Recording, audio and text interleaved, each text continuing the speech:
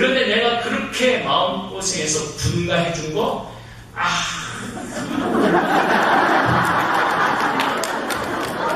누구만 알아? 나만 알아.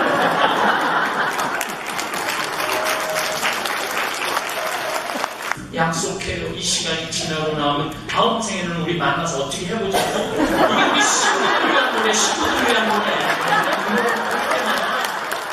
오늘 집에 가서 물어봐요. 그리고 1달러 안 줘요. 2달러, 5달러 딱 주면서 Thank you. I come from Korea.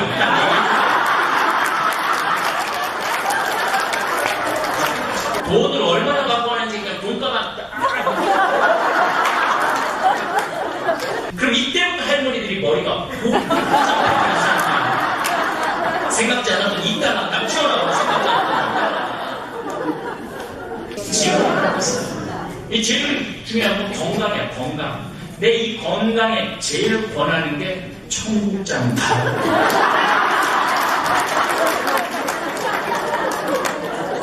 다음날 화장실에 가면은 똥이 60cm가 나와.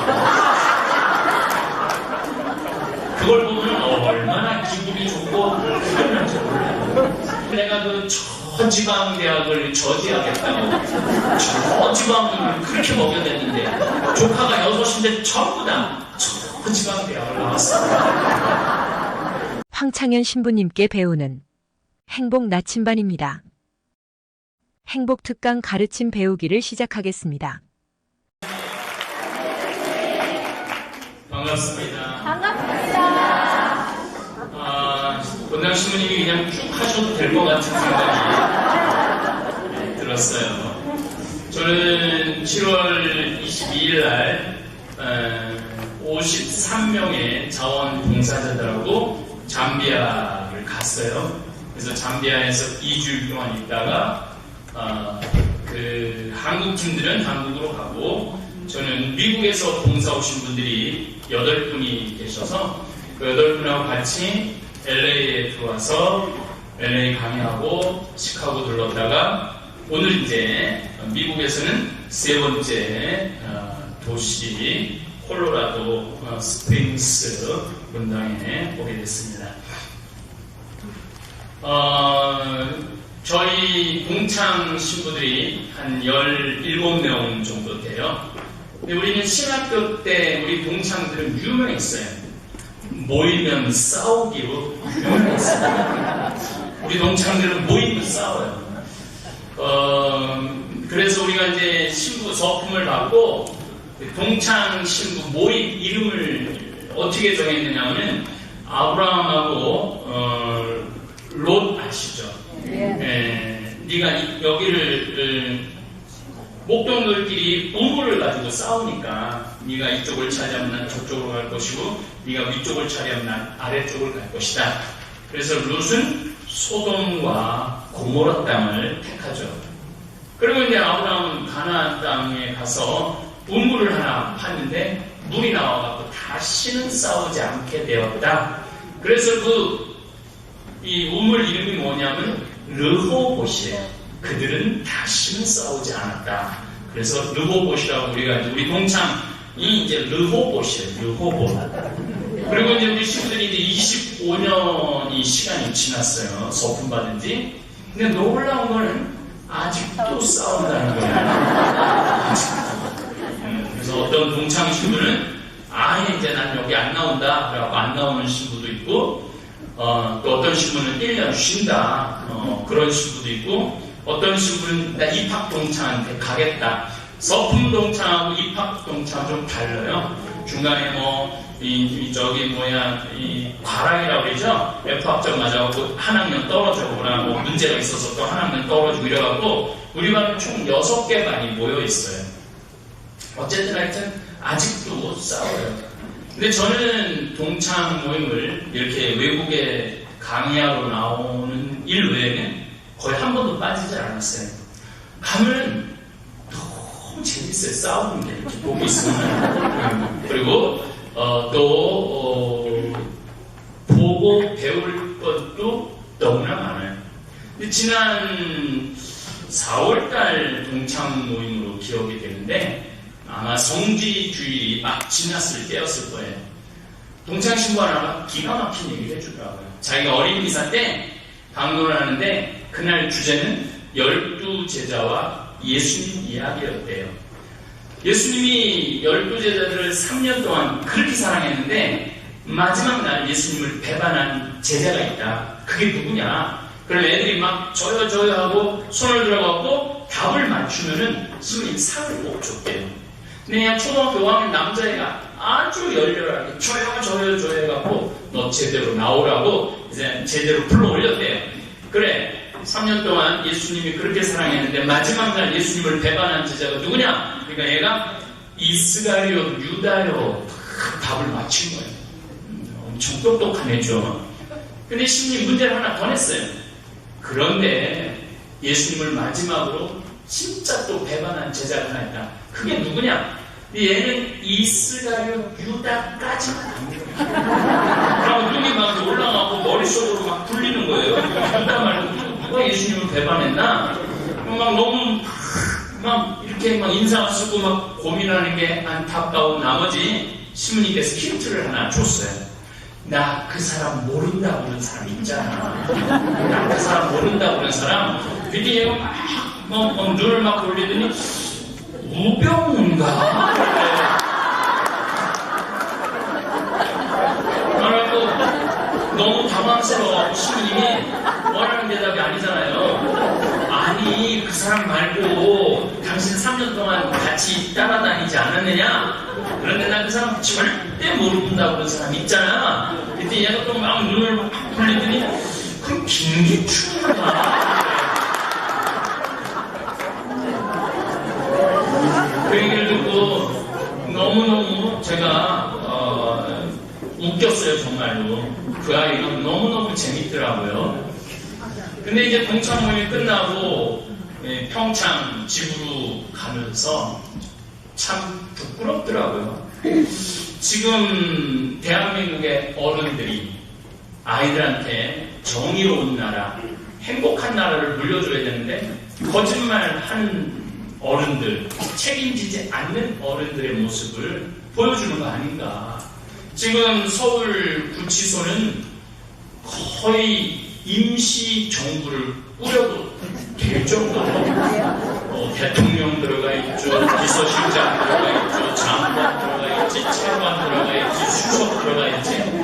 거기다 또 학계에서도 총장 들어가 있지, 학장 들어가 있지. 거의 뭐 임시 정부를 꾸려도 될 정도로 중요한 사람들인데 나라를 책임졌던 사람들인데 하나같이 모른다, 기억나지 않는다.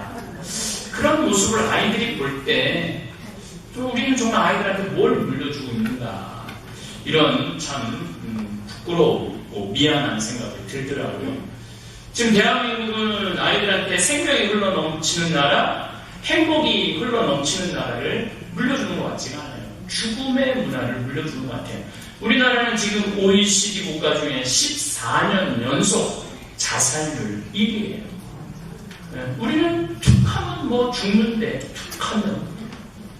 지난번에 대통령 선거 대구 쪽에서 나온 후보가 이런 말을 합니다. 만약에 이 대구에서 대통령을 내지 못한다면, 선출을 내지 못한다면 우린 전부 낙동강에 가서 빠져 죽어야 돼요. 아니 대통령 선거 열심히 했으면 낙동강에 가서 빠져 죽을 일이 아니고 낙동강에 가서 쉬어야지. 꼭 대통령이 돼야 돼요. 꼭 우리는 뭐 목적이 있어갖고 그거 가는 과정이 즐겁고 행복하면 되는데 죽어야 돼. 이루지 못하면 죽어야 돼.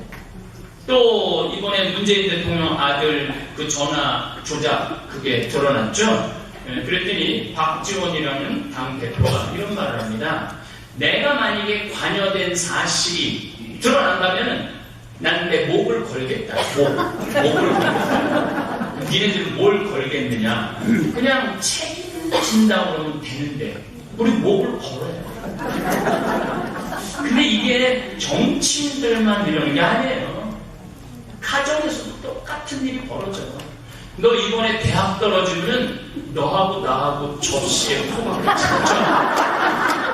내가 여기 왜 왔는데, 내가 이 미국에 왜 왔는데, 이 고생을 왜 하는데, 너 나하고 접시에 포박고 죽자. 너무 슬픈 거예요. 애가 12년 동안 공부했는데 떨어졌으면 애가 상심이 많을 거 아니야. 어차피 걔 등록금 준비해놨을 거 아니에요. 그럼 너 어차피 대학 들어가면 등록금 준비해놓은 건데 이거 가지고 너 유럽 여행, 배낭 여행 갔다 와라. 기분도 풀 겸. 해갖고 유럽 여행 보려면 애도 행복하고 엄마도 기분 좋은 거 아니에요. 근데 이번에 뭐 대학 떨어지면 너하고 나하고 접시에 포박해 죽자. 우리는 죽어야 돼. 죽어야 돼. 그냥 삶을 즐기면 되는데 즐기는 방법을 모르는 거예요. 여러분들 꼭 출세해야지 행복해요. 막 꼭대기 올라가면 행복할 것 같아요. 꼭대기 올라가면. 그래서 우리나라 대통령들 행복해요. 이승만 대통령 어떻게 됐어요? 하와이 가서 죽었어. 하와이 가서 1대 대통령인데 자기 나라에서 못 죽었어요. 박정희 대통령 총 맞아 죽었어요. 박정희 대통령. 전두환, 노태우 대통령 감옥에 갔어요. 우리 꼭대기 올라가면 뭐예요? 끝이 비참한 거.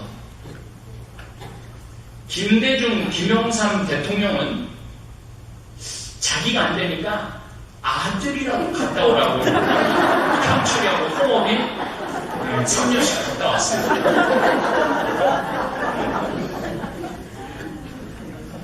이명박, 노무현 대통령 뛰어내려서 죽었어요. 뛰어내려서 죽었어요. 이명박 대통령은 아들이 안 되니까 형이라도 좀 죽더라고요. 그래서 80이 다 된 그 형이 국회의장까지 감옥 갔다 왔어요.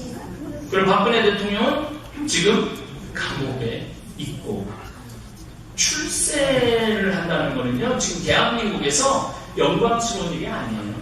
참 비참한 끝이 기다리고 있는 게 출세야. 근데 우리는 아이들한테 너 대통령 되라. 너 그냥 행복하게 살아라. 이렇게 말하면 되는데, 제일 잔인한 부모가 어떤 부모냐면 자식들 판검사 만드는 부모들이 제일 잔인한 부모들이에요. 판검사 되려고 그러면 해가 뜨는지 달이 지는지 몰라요. 모르고 사는 거예요. 죽어라 공부해야 돼요. 아마 요즘 유치원 애들도 라틴어를 가르치는데 한국에서 참 기가 막히고 내가 보니까 그 사람들 머리가 어떻게 돼? 그게 행복할 것 같아요? 우리 신부님도 라틴어 했겠지만 라틴어가 어미가 144개를 외워야 돼. 맨 끝에 1인칭, 2인칭, 3인칭, 남성, 여성, 과거 얼마 그거를 유치원 애가 그걸 외워야 돼. 참 어쨌든 판검사 되려면 대학 들어가서도 노는 게 어디 있어요. 그러니까 힘들게 사법고시 합격할 때 1년에 우리 보통 1000명 뽑거든요. 그 중에 판사, 검사 되는 애들은 200등 안에 들어야 돼. 사법연수원에서. 그리고 그 연수원에서 또 죽어라 공부해야 돼요. 그래갖고 남들 불안한 판검사 되면은 만나는 사람들이 누구냐면 살인범, 강간범, 도둑범, 사기꾼이야. 근데 저놈이 죽였을까? 안 죽였을까? 죽인 것 같기도 하고 안 죽인 것 같기도 하고 사기를 어디다 쳤는지 그런 생각하는 거예요. 정말로 행복한 게 사진 작가예요. 아름다운 거 찍는. 제가 본당 신부 때 전국 학력고사 수석, 서울대 수석, 당연히 법대 수석, 졸업 수석으로 하고 사법고시 수석, 연수원 수석 한 애가 있어요. 진짜 기가 막힌 애죠. 얘는 대법관 후보라고 했어요. 교수들이 다. 근데 얘는 바로 김앤장 로펌 회사 빠졌어요. 난리가 났죠. 쟤는 완전히 출세 가도가 있는 애인데 김앤장 로펌 회사로 빠졌으니까 내가 물어봤어요. 야, 남들 그렇게 부러워하는 왜 판사 안 가냐? 신부님, 저는 소신 재판할 자신이 없습니다. 여기 한국의 이 판사들 말에 다 눈치 봐가면서 이 정권에 맞춰서 재판하고 저 정권에 맞춰서 재판하고 뭐 며칠 전에는 어떤 젊은 검사가 고백을 했더라고요. 어느 기업 아들인데 무죄로 만들으라고. 너무너무 힘들었대요. 부장검사가 그 평검사한테 그냥 매일 자기 양심껏 못하는 거야. 아니 매일 이놈이 살인범인가 살인범이 아닌가 그거 하는 것도 힘든데 눈치까지 봐야 돼. 근데 판검사가 뭐가 부러워요. 행복하게 살면 되지. 그리고 우리는 꼭 이렇게 얘기해. 너 중고등학교 때 열심히 공부하고 대학교 때 열심히 스펙 쌓았고 나중에 삼성에 취직하고 너 그때부터 행복해. 그러니까 우리 애들은 행복을 30년 뒤로 미뤄. 그냥 지금 중고등학교 때 행복하게 놀면 되는데 나중에 행복해. 나중에 그냥 지금 행복하면 되는데 꼭 출세해서 행복해. 출세 끝까지 간다는 건요 양심 버리는 일이에요. 특히 대한민국에서는 그냥 하고 싶은 일을 하고 사는 거지. 뭐 헐겁게 출세를 하는 거래. 우리 직원 아들이 메리앤 촛 고등학교를 나왔어요. 코네티컷에 있는 메리앤 촛 고등학교는 케네디 대통령이 나온 고등학교에 140년 됐어요. 그 학교는. 근데 그 학교 애들은 자가용 타고 학교 안 온대요. 비행기 타고 오지. 전부 중동의 왕족 아이들. 미국에서도 최고 갑부집 아이들 나오는데 최고 갑부집 아이들. 그런데 그 집 아들이 동양 최초로 학생회장을 했어요. 그 학교에. 졸업하고 얘는 콜롬비아 대학 4년 전에 장학생. 졸업하면 얘는 월스트리트에 가면은 정말로 돈방 속에 앉는 애들이에요. 왜냐하면 자기 친구들이 전부 학생회장 하는 얼마나 인기가 좋아요. 전부 다 갑부집 아들이야. 너 여기 이 투자 좀 해라. 그러면 돈, 그게 공식이래. 그 아이들, 그 공식.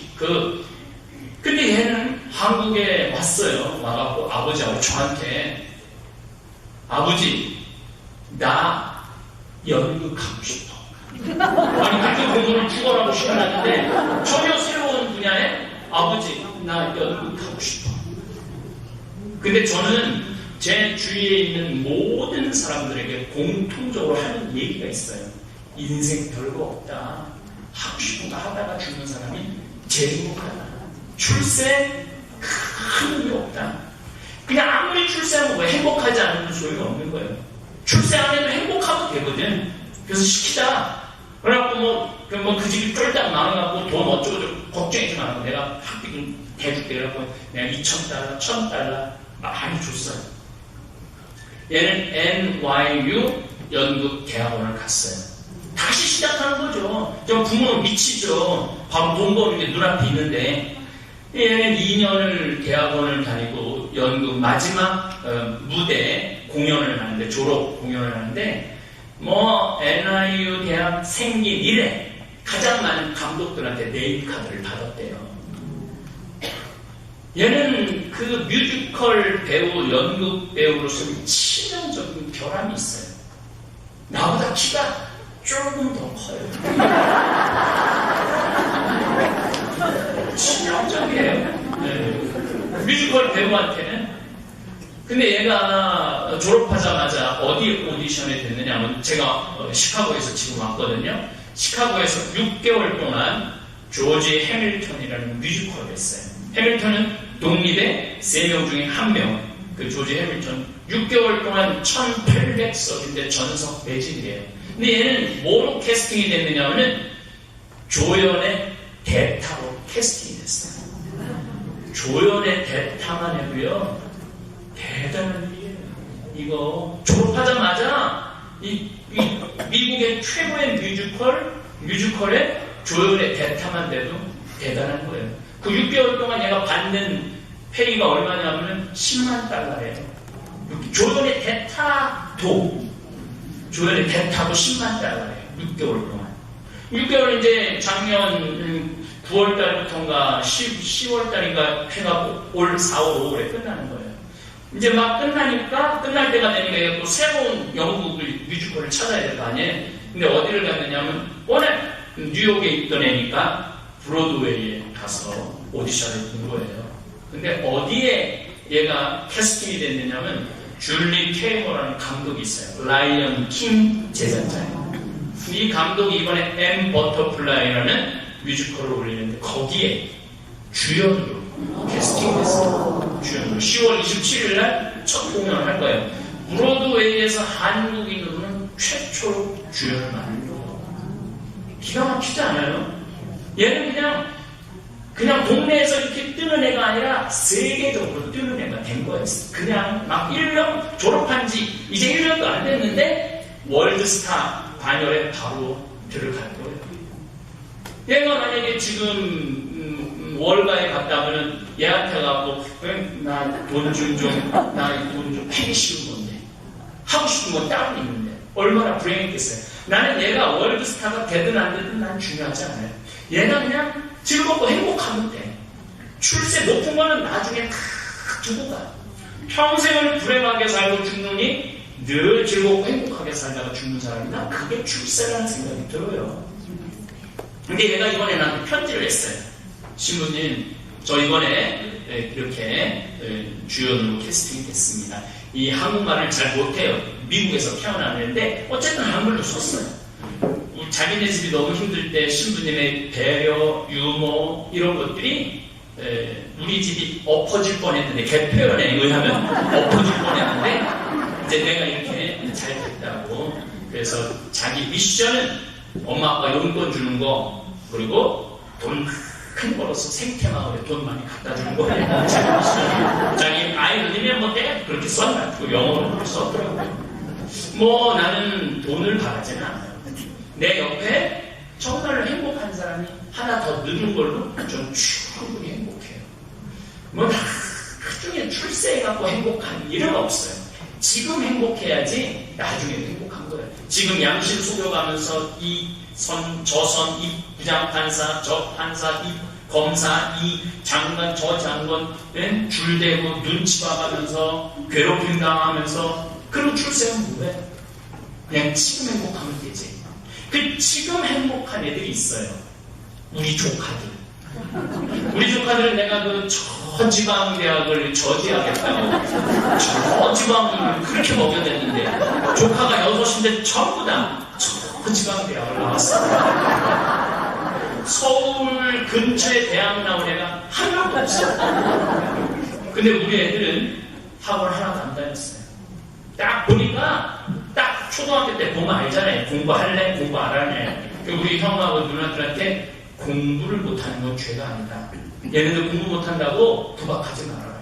사실은 여러분들 자녀들 중에 이상하게 되는 애들, 여러분들 자녀들 중에 공부 못하는 애들, 얘네들요 성격 좋은 애들이 공부 못하는 거예요.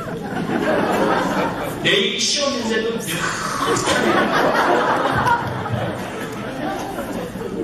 근데 자기는 너무 걱정 없어. 내가 시험인데도 느긋해. 그런데 엄마가 딱 보고 내가 떠같은 거 낳고 좋다고 미역국 끓여 먹는 미친. 얘는 너무 행복한데 엄마가 날 낳고 왜 미역국을 끓여 먹었는데 미쳤다고 그러지? 이상하게 생각이 드는 거예요. 아니 행복하게 밥 먹고 있는데 밥이 먹고 넘어가냐? 초등학교 4학년, 5학년 애한테. 그럼 얘네들은 삐뚤어지게 돼 있어요. 그렇게 12년 동안 욕하고 남하고 비교해서 누구네 집에 봐라. 공부 얼마나 잘하느냐? 너 밥이 아깝다. 이러면 점점 삐뚤어지는 거예요. 근데 우리 애들은 절대 공부 못하는 건 죄가 아니다. 그걸 내가 또 전국에 강의 다니면서 그 얘기를 하잖아요. 근데 형들, 누나들, 애들 혼 못 냈어요. 애들이 정말로 공부를 못하는데 해피해. 행복해 안 해. 그런데 우리 누나 아들이 제일 위에인데 얘 지방대학 나왔어요. 천안이 어딘지 잘 모르시죠? 천안이라고 있어요. 거기 나왔어. 근데 얘 지금 1년에 1억 이상 돈 벌고 결혼해서 아들, 딸 둘 낳고 행복하게 살아요. 돈 잘 벌어요. 여러분들 생태마을에 40명이에요. 그런데 우리 집에 유학 갔다 온 애들, 뭐 서울대 나온 애들, 특히 이대 나온 애들, 연대 나온 애들 원서 많이 넣어요. 많이 넣는데 일주일, 한 달 이상 버티는 애들 별로 없어요. 다 나와요. 그럼 우리 집에 누가 남아있느냐? 한국은 행복하게 자란 애들이 남아있더라고요. 우울증에 걸려있거나 아니면은 게임 중독에 걸려있거나 이런 아이들 계속 어렸을 때 그 압력을 견디지 못해갖고 삐뚤어진 애들은요 어딜 가도 적응을 못해요. 근데 우리 집에 이 여자아이가 고등학교 졸업했네. 상업고등학교 졸업했는데 키도 1m 73이야. 얼굴도 참 예뻐요.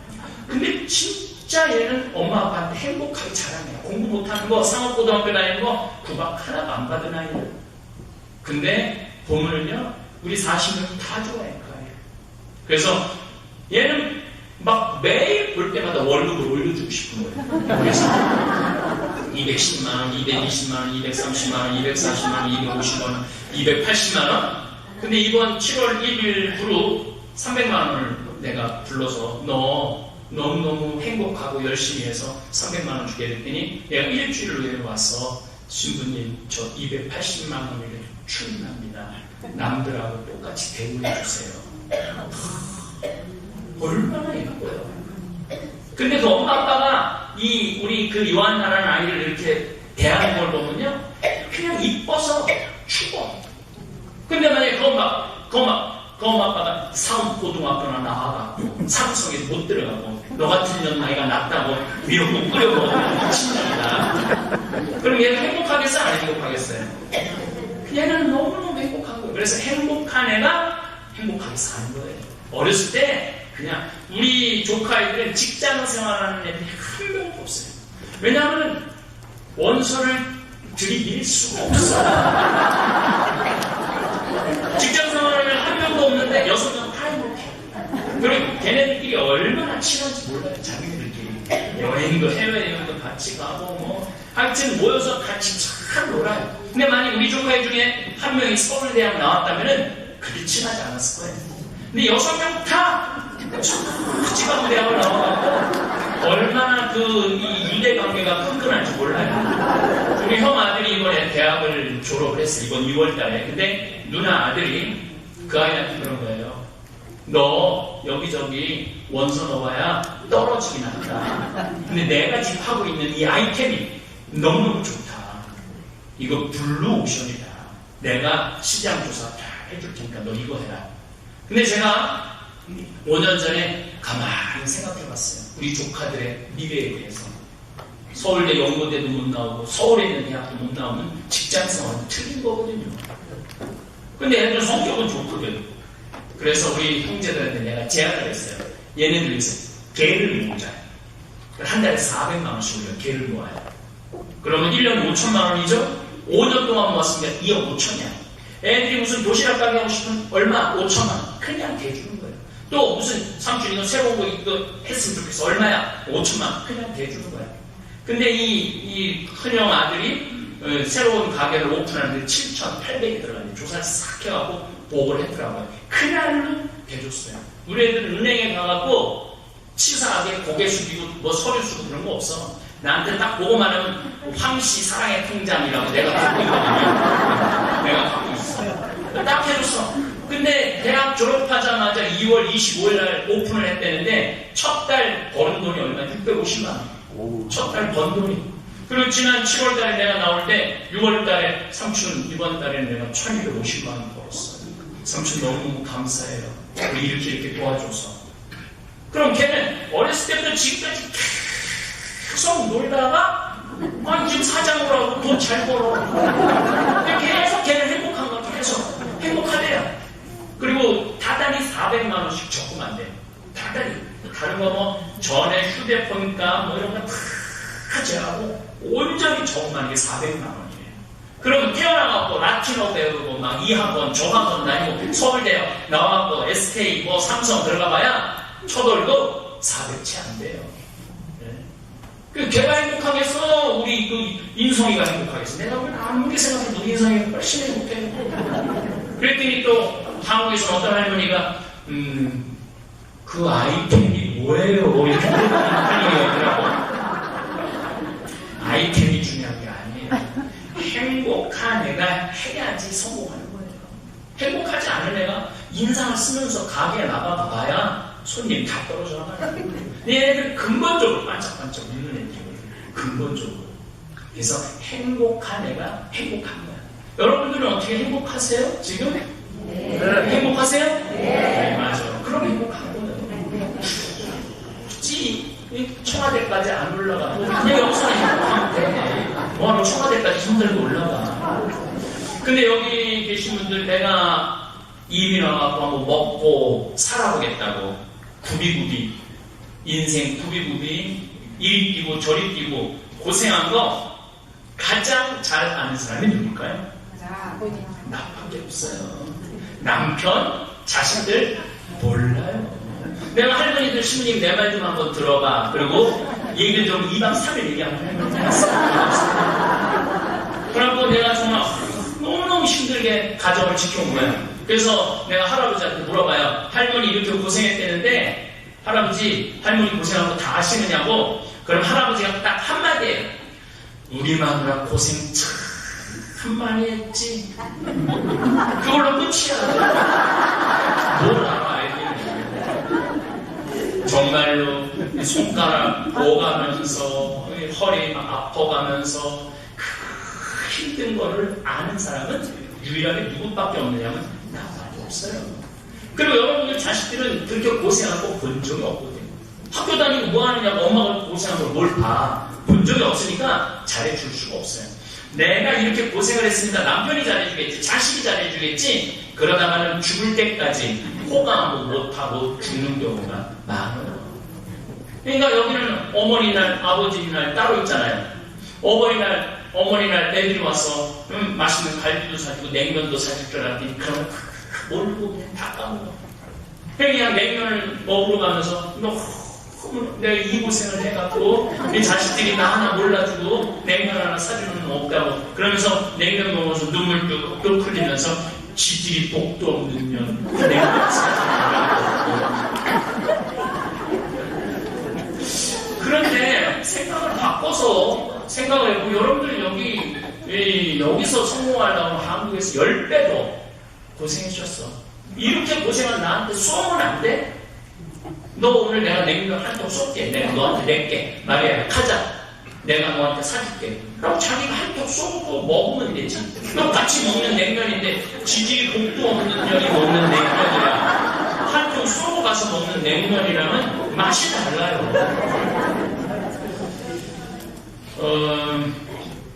제가 22년 전이죠. 22년 전에 31살에 평택 비전동 성당 본당 신부로 발령을 받아놨어요. 31살인데 신자가 몇 명이었냐면 3,500명이요. 1대 그 성당 신설 성당인데 내가 1대 신부로 간 거야. 그러니 책임이 얼마나 막중해요. 그래갖고 제가 교우들 본능을 다 불렀어요. 3,500명. 그래서 성청해줄 때 마리아 그리스도의 몸, 베드로 그리스도의 몸 이불을 풀고 성청을 해줬어요. 얼마나 행복하겠어. 나 세례는. 그러니까 우리 미사를 못 빠져 교우들이. 그냥 한 줄 맞으면 마리아 지난주 어디 갔는데 왜 안 왔어? 열심히 살았어요. 근데 딱 2년이 지났는데 주교님께서 200명밖에 안 되는 진사이라는 곳에 이 성당을 내려는 거예요. 나도 신설 성당 본당 신부인데 또 신설을 내려는 거예요. 이름도 얼마나 시원해요. 진사이. 겨우 200명밖에 안 되는데 근데 뭐 주교님 몇 명이고 어떻게 해요. 그래갖고 거기에 땅을 보러 다녔죠. 우리 성당은 3,500명인데 신자가 850평밖에 안 됐어요. 땅이. 그런데 내가 그 200명을 해서 땅을 몇 평을 받느냐면 3,200평을 받았어요. 3,200평 초등학교가 2,000평이에요. 초등학교보다 한 배 반 더 큰 땅을 본 거예요. 근데 땅값이 4억인데 성당에서 이렇게 모으고 저렇게 모아봐야 2억도 안 되는 거야. 그때 아파트가 한 채 7천만 원이었을 때거든요. 7천만 원. 돈이 어디 있어? 그래서 내가 첫 본당 신부님한테 전화했죠. 보좌로 모셨던 신부님한테 신부님 저 성당을 분가해야 되는데 돈이 없습니다. 저 2억 좀 꿔주세요. 그때 이 신부님 단 1초도 주저하지 않고 내로와 내가 꿔줄게 그러시더라고요. 내가 또 인간관계가 또 다음날 갔더니 1억짜리 수표를 2장, 아파트 3채 값이잖아요. 1억짜리 수표를 2장 끊어서 딱 주시는데 내가 이 안주머니에 넣어갖고 오는데 차 안에서도 내가 빈번거렸어요. 이 돈 훔쳐가는 거. 내가 운전하면서도 그게 얼마나 걸렸는지 몰라요. 33살에 아파트 2채 값을 이 안주머니에 넣어갖고 오는데 회장들 아무도 안 데려왔어요. 왜냐하면 그 땅을 비밀리 추진을 했거든요. 성당 터다 그러면 딱딱 올라갈까봐. 나 값을 지불하고 난 다음에 회장님들한테 땅 3,200평 진사리 분가를 위해서 샀다. 난리가 난 거예요, 회장님들이. 우리도 신설 성당인데 어디다 뭘 분가한다는 거냐. 그리고 200명 분가하는데 뭐하러 3,200평이 필요하냐. 젊은 식구가 간도 크지. 거기 뭐가 안 나는 데다. 이러고 새벽 2시까지 잠을 안 재고 막 책상을 쳐가면서 빠지는데, 머리에 진땀이 막 바짝바짝 나더라고요. 내가 거기 수백 번 더 가봤어요. 그 터에. 이게 정말 허가가 안 날까. 길도 제대로 없고 그랬으니까. 정말로 몇 개월 동안 잠을 못 잤어요. 근데 1년이 지났는데, 16만 5천 원 주고 산 땅이 35만 원으로 뛰었어. 땅. 그럼 그 중에 800평을 팔아갖고 2억을 갖다 갚아주시는 거예요. 그래도 2,400평에 초등학교도 훨씬 더 큰 땅이에요. 2,400평. 후임자 신부가 왔는데 1년 후배 신부가 왔는데 200명 갖고 무슨 성당을 줘요? 10억 들어간다는데 내가 너한테 10억까지는 해줄게. 나머지 3억은 네가 한번 구해봐. 그리고 7억을 다 해줬어요. 그래서 성당이 정말로 예쁘게 줬어요. 그리고 난 떠났죠. 이제 시간이 지나가고 20년의 세월이 흘렀는데 아파트가 다 들어와고 신자 2,000명이 됐대. 그리고 땅이 넓으니까 주차장 걱정을 안 하고 거기에 미국 성당 같은 땅이 얼마나 넓은지. 그래 땅이 넓으니까 그냥 또 문입구에는 커피숍 해놔갖고 여름만 되면 아파트 사람들이 유모차 끌고 나와갖고 커피 마시고 막 기가 막히게 행복하게 지내요. 그런데 내가 그렇게 마음고생해서 분가해준 거,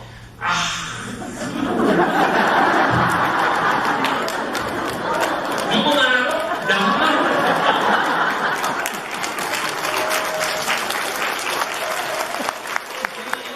어쨌든 25주년 행사를 한 건 아니지만 했는데 그 성당에서 한 명도 안 왔어. 그리고 그 신부들도 5대째 신부인데 섭섭하지 않아요. 왜 그러냐면 내가 그 성당 분가할 때 걔네들은 초등학교 1학년, 2학년이었어요. 어떻게 알아? 그리고 그 신자 중에 반 이상이 뭐야? 90%가 새로 이사 온 사람들인데 그 신자들이 몰라준다고 그 후임자들이 나 몰라준다고 맨날 지킬 복도 없는 놈 이러면서 살아야 돼요. 나는 그 성당을 지나갈 때마다 너무너무 행복해요. 그렇게 하나님의 아름다운 성전토를 마련해 준 거. 근데 그때 4억 주고 산 땅이 지금 아파트가 나도 옆에 삼성 엄청 큰 쇼핑몰이 들어온대요. 그래갖고 땅값이 100억이 됐대요. 그런데 내가 그렇게 교회 재산 불려준 거, 누구만 알아? 그럼 나한테 잘해줄 수 있는 유일한 사람은 세상에 누구밖에 없을까요? 나밖에 없어요. 여러분들, 자기 자신을 사랑하지 못하면요, 남도 사랑하지 못하는 거예요. 나 자신을 보듬어 안아주시는 사람은 나예요. 남편이 아니고 자식이 아니야. 그래서 저는 맨날 강의 정신없이 다니죠. 그런데 내가 이선희 씨 너무 좋아해요. 이선희 씨 노래 정말 기가 막히게 좋아해요. 제2에게부터 시작해가지고. 근데 요즘 나온 게 2년이라는 노래. 2년. 그 노래를 들으면 약속해요. 이 시간이 지나고 나면 다음 생에, 지금은 사랑할 수 없지만 다음 생에는 우리 만나서 어떻게 해보자. 이게 우리 친구들을 위한 노래, 친구들을 위한 노래. 오늘 집에 가서 들어봐요. 그래서 어떨 때는 강의 끝나고 들어오거나 모임 들어올 때 1시간, 2시간 내내 반복해서 들어요. 철저히 한참 그렇게 우리 신부들 마음을 잘 이해하는 노래인지 몰라요. 근데 너무너무 공연을 가고 싶은 거예요. 작년 12월 달에 딱 하루 강의가 비는 날이 있어갖고 보니까 서울 공연은 벌써 끝났더라고. 대전 공연이 있더라고요. 근데 큰 체육관인데 VIP 자리를 예약했는데도 중간인데 티켓값이 얼마냐면 15만 6천 원이에요. 15만 6천 원. 근데 누구 돈으로 끊었어? 내 돈으로 끊었어. 교우들이 끊어줄 때까지 기다리다가는 죽을 때까지. 그리고 내가 이선희를 좋아하는지 누구를 좋아하는지 어떻게 알아? 내 생각 말 안 하는데. 그렇잖아요? 여러분들도 여긴 뭐 이 시골이라 어떻게 연예인들이 올지 안 올지 한국에 들어가도 조용필 공연 티켓 끊어서 가세요. 왜 가야 되느냐 하면은 조용필 노래 부를 날 얼마 남지 않았어요. 여러분의 문제가 아니야. 가세요. 가야지. 내가 나한테 잘해주는 수밖에 없어요. 우리 생태마을은 화요일, 수요일이 1박 2일 피정, 목요일이 당일 피정, 금, 토, 일, 2박 3일 피정이에요. 그런데 행복의 크기가 다 달라요. 피정에 참석하는 분들을 보면. 근데 어떤 분들이 제일 행복하냐면 금, 토, 일 오시는 분들이 제일 행복해요. 왜 행복한가 봤더니 퍽을 불려요. 성기를 하는 거예요.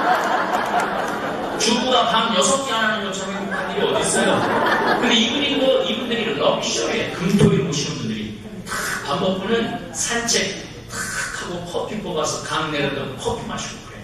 왜 이렇게 여유 있고 럭셔리한가 봤더니 설거지를 6개를 안 하지. 밥 안 하지, 설거지 안 하지. 이틀 밤 자는데 들어가는 피정비가 얼마냐면 8만 원이에요. 8만 원. 그런데 우리 집에 오는 분들이 되게 60 넘은 분들이 많이 와요. 그러면은 30살부터 60살까지 여러분들이 시집와서 밥하고 빨래하고 청소하고 애 낳고 애 길렀다면 여러분들은 한 달 가사 노동비가 얼마냐면 250만 원이에요. 이 가정법원에서 저기 뭐 위자료 계산이 나온 거 250만 원의 가치가 있다고.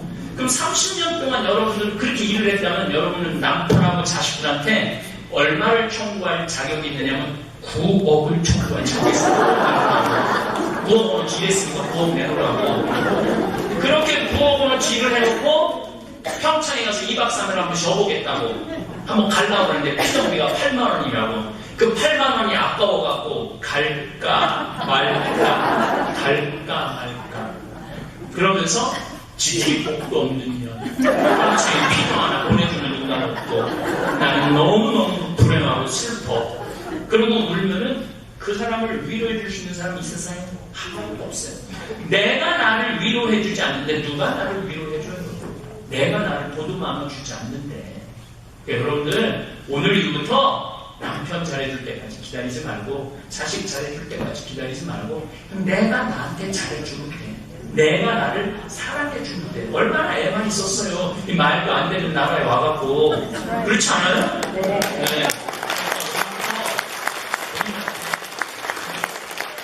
근데 우리는 단돈 1,000원도 나를 위해서 써봤던 적이 없어. 남을 위해서 희생하라는 얘기 정말 많이 들었는데 나를 위해서 1,000원도 써봤던 적이 없어. 이게 언제 알아보느냐면 내가 할머니들하고 유럽 여행 가보고 알아요. 성당에서 보는 할머니들이랑 인천공항에서 만나는 할머니들이랑 질이 달랐고 성당에서 막 후줄구리하게 미사 참여하고 인천공항에 딱 나올 때는 선글라스 스카프 줄로 돈을 얼마나 갖고 왔는지 그냥 돈가방 그래서 딱 비행기를 타고 한 30명이 가요. 파리 드골공항에 딱 내리면은요 정말로 그 가이드가 버스를 타고 나오는데 파리는 한번 가보시면 직접 조명이 없어요.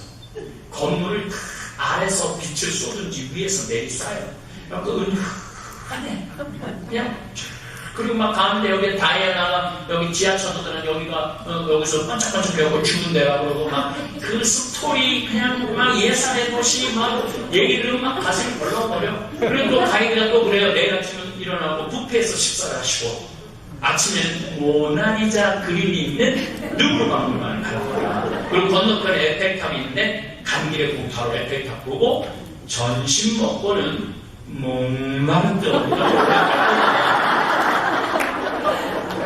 막 어서 많이 듣던 얘기만 꿈의 얘기만 들리는 거야. 저녁은 세르강에서 선상 파티를 보고 밤에는 상젤리제, 세계에서 가장 비싼 거리 상젤리제 거리에서 와인을 한다는 거다. 내일 그거다. 그 할머니들이 정말 내가 400만 원 들여서 평생 정말 한 번 위로를 받는구나. 근데 호텔 도착 10km 전에 가이드가 이상한 말을 해요. 여기는 티켓이 굉장히 중요하다. 말이야. 여러분들이 내리면 포터들이 가방, 여러분들 여행용 가방을 전부 다 방에다 갖다 줄 텐데 티켓 1달러 팁을 줘라. 그 호텔에서 나오면 호텔에서 1달러 내려놓고 나오는 게 엔티켓이다. 그럼 이때부터 할머니들이 머리가 생각지 않았던 2달러 딱 튀어나오고 생각지 않았던 2달러. 그래갖고 딱 버스에서 내리면 정말 포터들이 막 가방을 막 쥐고 가면 할머니들이 이렇게 말합니다. 놔두라고 내가 일단 아끼려고 놔두라고 내가 데리고 갈 거라고. 그러면 그 10시간 비행기를 타고 그 무거운 가방을 10일 동안 끌고 다니는 가방 안에 실험을 하기 시작한 거예요.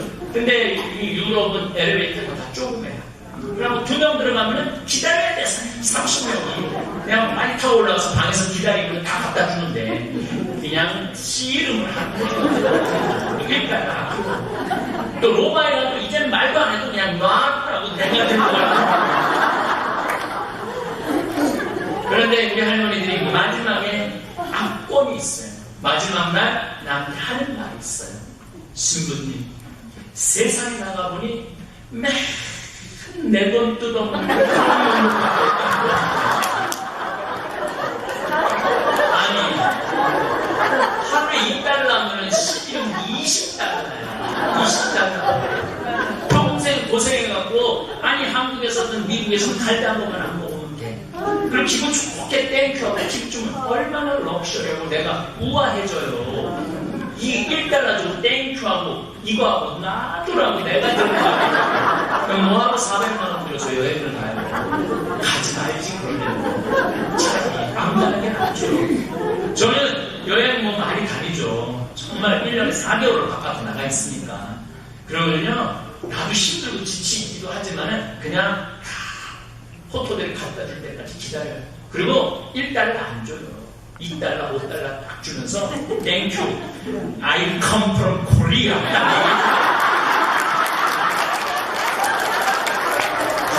이렇게 한 통 쏘고 드시라는 거예요. 여기서 이제 여러분들이 행복해야 돼. 나중에 행복하지 말고 언제 행복해? 지금 행복했어.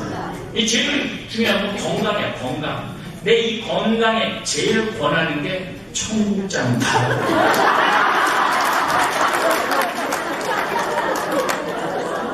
이 청국장 가루를 내가 외국에 강의 다니면 청국장 가루 못 먹을 때 많아요. 그럼 정말 화장실을 못 가요.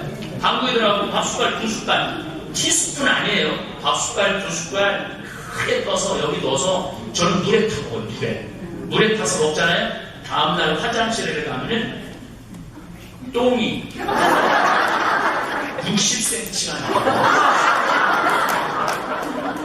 그걸 보면 얼마나 기분이 좋고 기분난지 몰라요. 제가 10년 전에 청국장을 처음 만들어 팔았을 때 1년에 500만원, 2년째 5천만원, 올해는 30억. 벌써 18억, 19억을 팔았어요. 벌써. 그러니까 뭐 4개월에 후반부에 더 많이 팔리는데 30억 정도 우리가 팔렸죠. 이게 좋으니까 팔리지. 텔레비전, 신문, 그리고 우리는 이 주문하는 분들 물어봐요. 무슨 경로를 통해서 우리 걸 알았느냐고. 요새 텔레비전, 신문 다 빵빵빵이야. 하나도 텔레비전, 신문 보고 주문하는 사람이 없어. 다 입소문이야, 입소문. 먹어보니까 너무 좋더라. 너도 먹어봐라. 우리 총 책임 LA에서 자매님이 왔는데 어떤 자매가 당이 있는데 그걸 먹어보고 당이 싹 조절이 됐대요. 그래서 그냥 온 사람들한테 다 사주는 거야. 이거 좋다고. 이거 한번 먹어본 사람들은 그 효과가 너무 좋은 걸 아는 거죠. 저도 우리 직원들이 막 저한테 아침부터 저녁까지 불통이 나요. 근데 너무 전화를 못 받으면 나도 가끔 받아요. 내가 한 번은 전화를 받았는데 세례명을 물어봤어요. 청국장 두 개를 주문하길래 세례명이 뭐냐? 자기 세례 안 받았대. 근데 어떻게 우리 청국장 가루를 알게 됐느냐? 마치 우리 수원 정자 꼼매라고 우리 집 있는 아파트야. 아파트에서 쓰레기를 버리러 나갔는데 평생 아팠대. 속이 위장 이런 게 안 좋아갖고 약을 또 안 또 사는데 그래서 이제 쓰레기를 버리러 나가는데 난 너무너무 아프다 그랬더니 그 쓰레기 버리러 나온 천주교 교우가 그렇게 아프면은 평창 생태마을에 청국장 가루를 먹어보라고 그 얘기를 듣고 주문해갖고 먹었는데 집에 있는 약을 다 버렸대. 자기 청국장 가루 너무너무 감사하다고. 내가 우리 교우들 복음을 전하라고 그랬더니 청국장 가루를 전하라고 복음을 전해 청국장 가루를 전하라고 이렇게. 근데 제가 요즘 성서 강의 하고 있어요. 유튜브를 통해서 보시는 분들도 많더라고요. 근데 성서 강의 중에 한 자매가 날 찾아와서 신부님 저 고려대학교 대학병원의 약학자입니다. 당연히 교수고 박사죠. 자기 신장 하나는 완전히 기능을 못한대. 다른 하나는 52%밖에 신장 기능을 못한대요. 근데 자기가 컨디션이 안 좋으면 콜라 색깔이 나오는데 화장실에 나오는. 근데 우리 청국장에 K2라는 성분이 있어요. 우리 청국장 작년에 FDA 승인 받아갖고 여기 수출하기 시작했어요. 내가 확실히 보니까 한 30, 40만 달러 이제까지 팔았어 보니까. 그런데 거기에 K2라는 성분이 신장을 도와주는 걸 한대요. 자기가 그거를 우리 걸 사서 먹었는데 3개월인가 4개월 만에 52%밖에 기능을 못하던 게 64%로 올라간대. 리포트를 써갖고 왔어요. 신부님 너무너무 감사하다고. 그래서 여기 이게 피를 맑게 하는데 이것처럼 좋은 게 없어요. 그래서 당, 혈압 아주 너무너무 좋은 건데 위, 소화, 변비는 말할 것도 없고 내가 이거 청국장 팔으라고 그러는 게 아니야. 여러분들 행복하라고. 나중에는 이거 없어. 살려면 언제 사야 돼? 지금 사야 돼. 내가 오늘 갖고 왔어요. 15분 쉬면서 책 사인하면서 15분 쉬도록 하겠습니다. 감사합니다. 안녕하세요. 바른말씀입니다. 행복 특강을 통해서 살아있는 생명으로 살아가는 첫 번째 조건인 웃음에 대해 다시 한번 생각해보게 됩니다. 유달리 행복하고 여유로운 웃음과 반응들이 돋보이는 강의가 아니었나 생각이 됩니다. 보고 있으면서 웃고 들으면서 웃고 배우면서도 웃고 웃다가 넘어가는 시간들입니다. 이것이 첫 번째 깨달음이 아닌가 생각이 되네요. 우리가 나이 들어 성숙해지듯 자라나는 아이들에게 물려줄 나라는 거짓말이 아닌 정의로운 어른들이 생명과 행복이 넘치는 문화를 만들어가는 나라여야 될 것이란 생각을 해봅니다.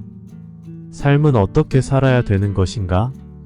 삶은 그냥 단순히 살면 되는 것이며 그냥 즐기면 되는 것인데 우리들은 즐기는 방법을 잘 잊어먹는 것 같습니다. 인생 별거 없다는 말씀에는 많은 진리가 들어있죠.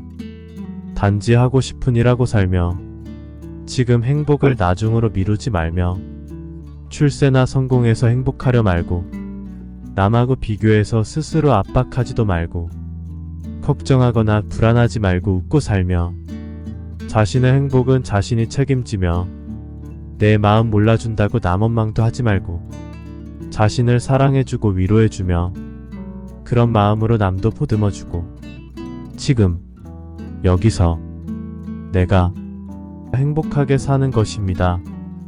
감사합니다. 다음 편에 뵐게요. 안녕하세요. 바른말씀입니다.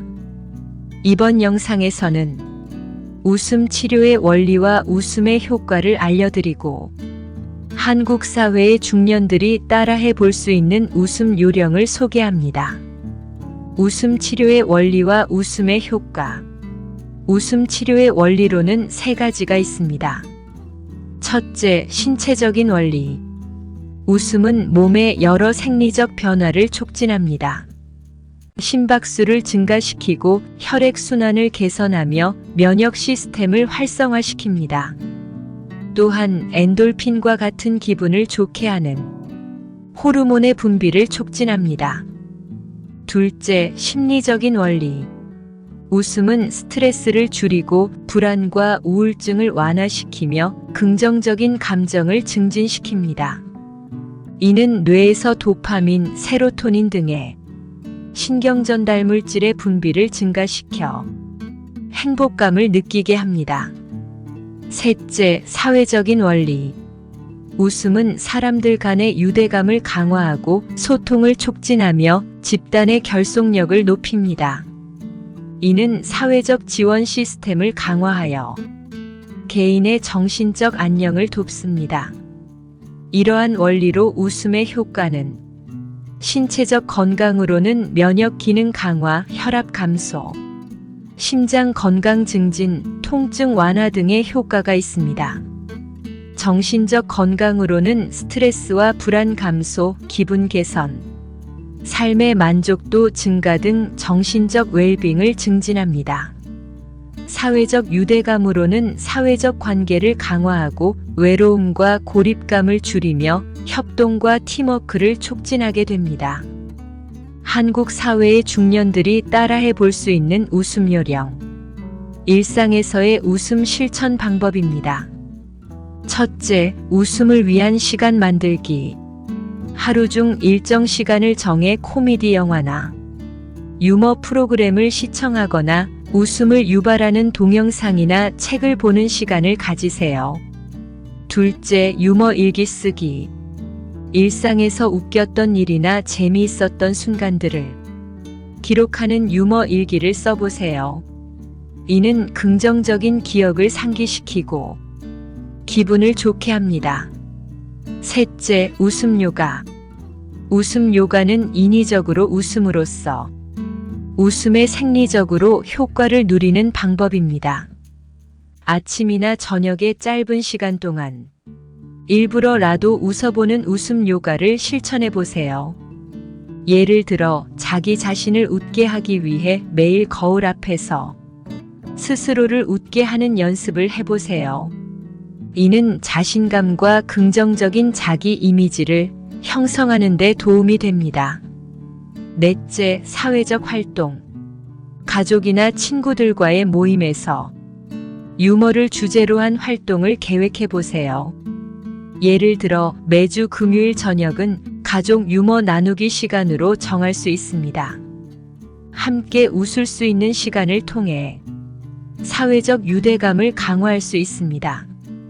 또한 직장 동료들과 가볍게 웃을 수 있는 유머 게시판을 만들거나 회의 시작 전에 유머를 나누는 시간을 가져보세요. 이는 직장 분위기를 밝게 하고 팀워크를 강화하는 데 도움이 됩니다. 다섯째, 유머 감각 기르기. 일상에서 작은 유머를 찾아보는 연습을 하세요. 예를 들어 직장 동료나 가족과의 대화에서 가벼운 농담을 주고받으며 웃음을 유도해 보세요. 여섯째, 취미 활동해 보기. 웃음을 유발할 수 있는 취미 활동을 찾아보세요.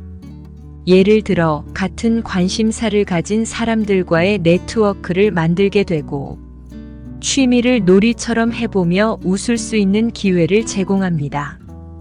웃음은 단순히 기분을 좋게 하는 것 이상의 강력한 치료 도구입니다. 중년의 삶에서 웃음을 통해 건강하고 행복한 생활을 유지할 수 있도록 위의 행동 요령을 실천해 보세요.